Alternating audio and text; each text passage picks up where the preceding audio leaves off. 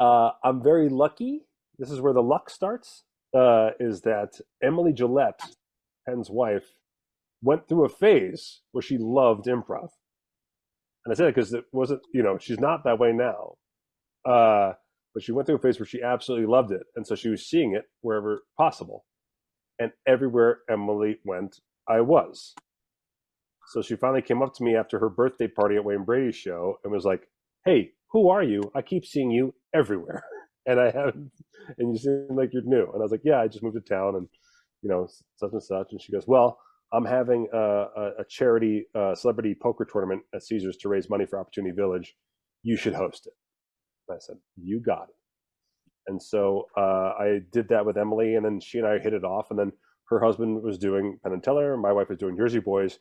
We called ourselves show widows. So we went to all these events and all these shows together because our significant others were out there working. And so we hit it off. And then she started inviting me to movie night, which is Penn used to have people over at his house every Tuesday night to watch and make fun of movies. And so that's where I started being a hanger on. And, you know, always a little chat before we went and watched the movie. And one of the chats was, hey, bullshit is over, but the Discovery Channel wants us to do a different science-based show. And boy, it's going to be a lot of work to do it. But I get, it's TV, so we got to do it. And blah, blah, blah.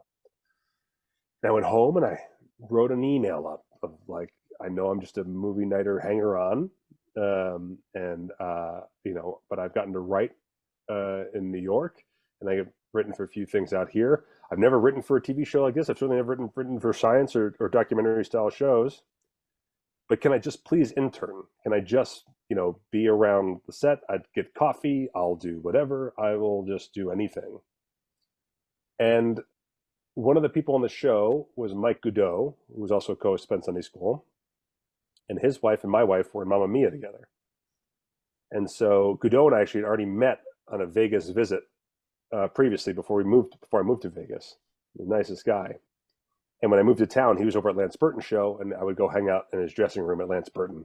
We would kind of just joke around and shoot the breeze. And so he piped up and said, "I know Matt. He's a nice guy, and this is how I started hanging out with you guys.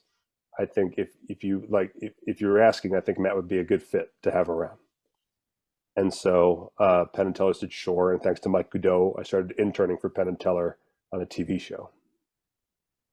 And then, Wow. yeah, and So then what show? Sci-fi.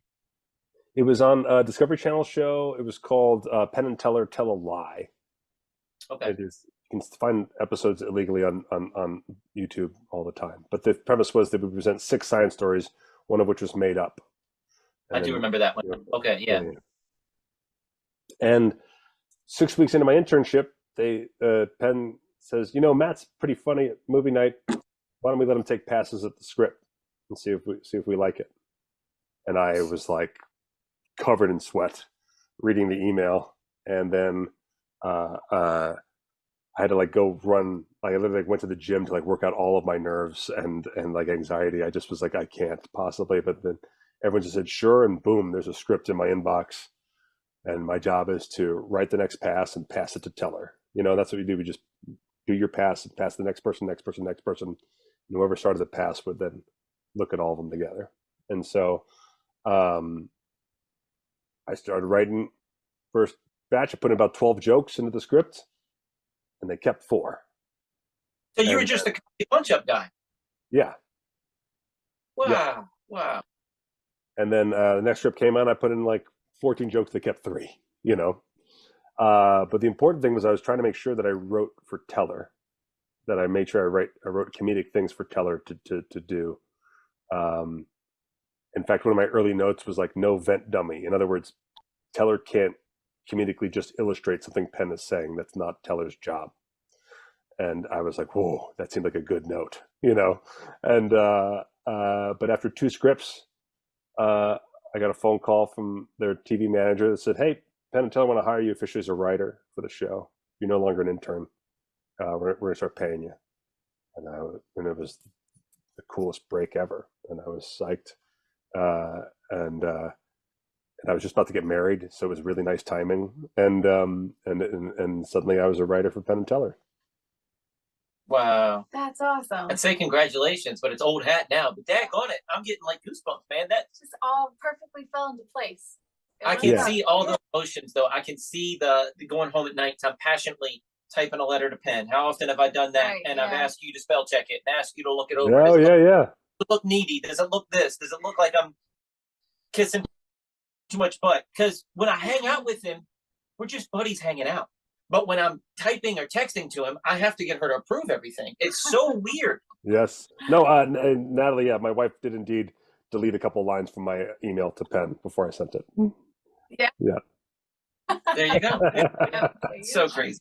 For sure. Got to get that second opinion. Yeah.